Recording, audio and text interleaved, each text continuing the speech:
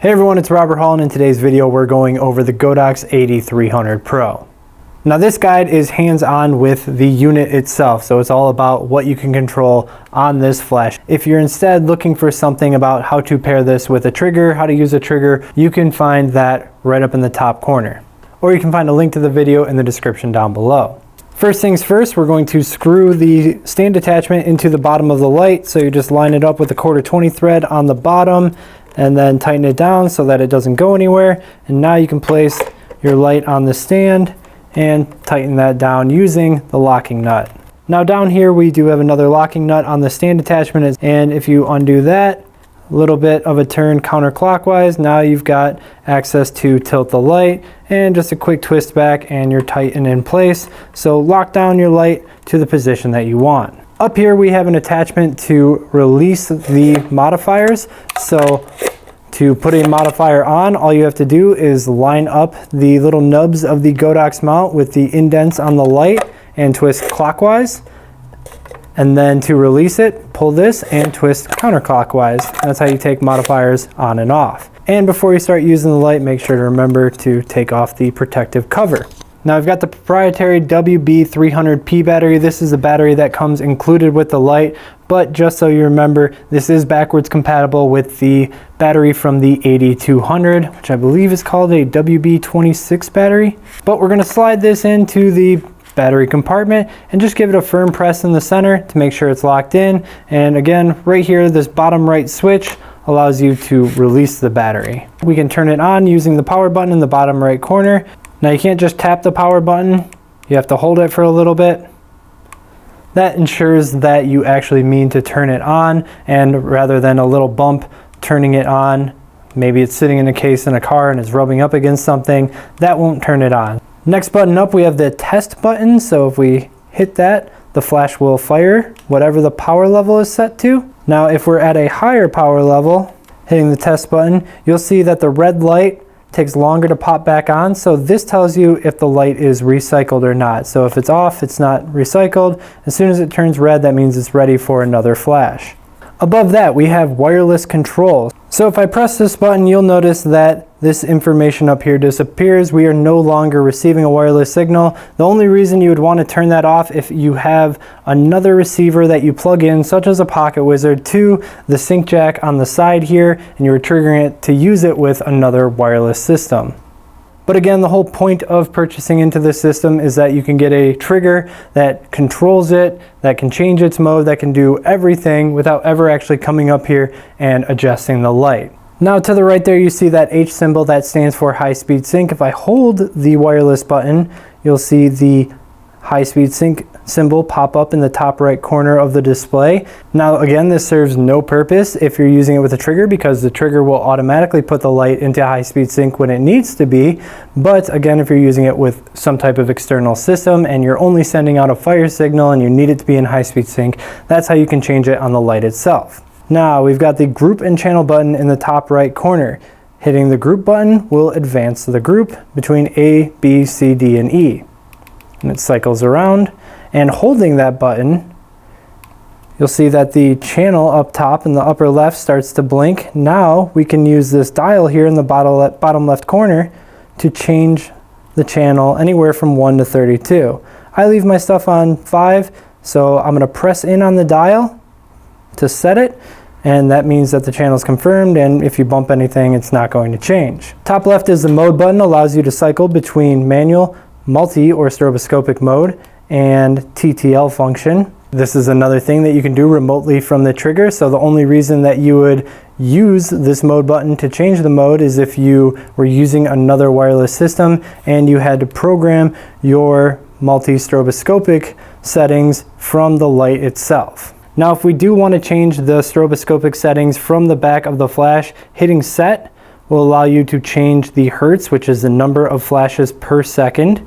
Hitting set again will allow you to change the total number. So for instance, if we wanted 12 flashes to fire at 6 flashes per second for a 2-second exposure, those are the settings. We have 12 total flashes at 6 flashes per second. And then we can change the output as well. but you'll notice that you'll run into some of the limitations here. So as we go up in output, we're going to start seeing a decrease in the total number of flashes that it's capable of. Now the next button below that controls custom functions, which we will talk about at the end. Next up, we have the modeling lamp button. So pressing the modeling lamp button turns the modeling lamp on. Holding the modeling lamp button, we'll go into the menu setting where you can control the output as well as the color of the modeling lamp, because this is a bicolor modeling lamp. So I can change the power from 1 to 10. And if I press in on the set dial, that allows me to change the color anywhere from 3000 to 6000 with 500 Kelvin increments. And if we want to get out of this menu, we just hold the modeling lamp button again, and we're back to the main screen. But just pressing the modeling lamp button will turn it on and off. So you don't have to go into that screen just to turn it on. If you're not using a compatible trigger to control this and you have to adjust the power from the back, you can use this dial to do so. But keep in mind, if you are using the trigger, it will immediately be overridden by whatever is set on the trigger. But this dial controls it up or down in 10th stop increments, and pressing in and rolling up allows you to control in full stop increments. Now we're going to go into the custom functions menu, which is denoted by these 3 bars right here. So if we press that button, we'll see our different options. Now we use the set dial to scroll through the different options. Each F number is a different option. We can adjust them by hitting the set button in, and then using the dial to go up or down, and then pressing set again to confirm it. So F1 is sound off or on. F2 is the slave function. If you're trying to optically trigger this flash using another flash, then you can turn it on either S1 or S2. S1 is going to fire with whatever flash that it sees, so we can keep this off if we don't want any optical slave. S1 is going to trigger anytime it sees another flash, and S2 is going to ignore a pre-flash. So if you're trying to trigger it with TTL, then you're going to want to use S2. F3 is standby time. You can choose at what point this flash is going to automatically power off. So you can just keep it off altogether, or go 30, 60, 90 minutes. F4 is a delay, so we can program a delay into here, anywhere from 1/100th of a second all the way to 30 full seconds. This would be if you're trying to use it with hypersync. F5 is for alt masking, which you can watch a video on in the top right corner here, where I break down exactly what you use this for. But the 300 Pro is limited to one of 2 settings, either the first flash in a sequence or the second flash in a sequence. If you're a product photographer, you should watch that video and check out that feature. F6 allows you to display the T.1 flash duration. So we're going to turn those on.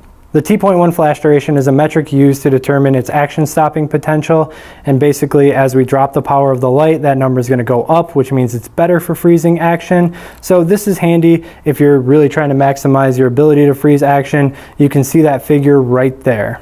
Function 7 is the ID function. It doesn't say ID anywhere, but because it goes from 1 all the way to 99, I know that it's the ID function. This allows you to set a custom ID with your other flash equipment so that other people can't trigger your gear. You can imagine without an ID function, anybody who is in channel 5 group A could trigger this flash.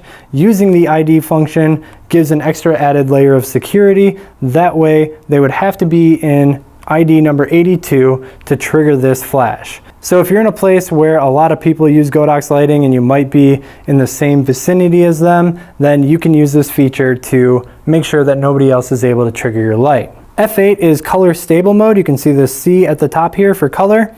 If it's on, then this light will have stable color of plus or minus 100K. And if it's off, it's going to have color of plus or minus 200K. So basically that is the range of color that it can produce, going from its minimum power to its maximum power. One note here, if you have stable color mode on, then your T.1 flash durations are going to be longer. Whereas if you have it off, then your T.1 flash durations will be shorter or better. So basically the trade-off here is stable color versus faster flash durations. And the last thing is the reset function, which I'm not going to do because I like how I have it set up. But if you press the modeling lamp button and the custom functions button at the same time and hold them, it will reset all the menu options on the device. So if you need a quick way to get to factory defaults, that's the way to do it. Alright guys, I hope you enjoyed this video on the GODOX AD300 Pro. Leave a like if you did and comment below with any questions. If you have anything else that you'd like to see on GODOX products, I probably already have it covered, so you can find that by subscribing to my channel. Until next time, keep on shooting.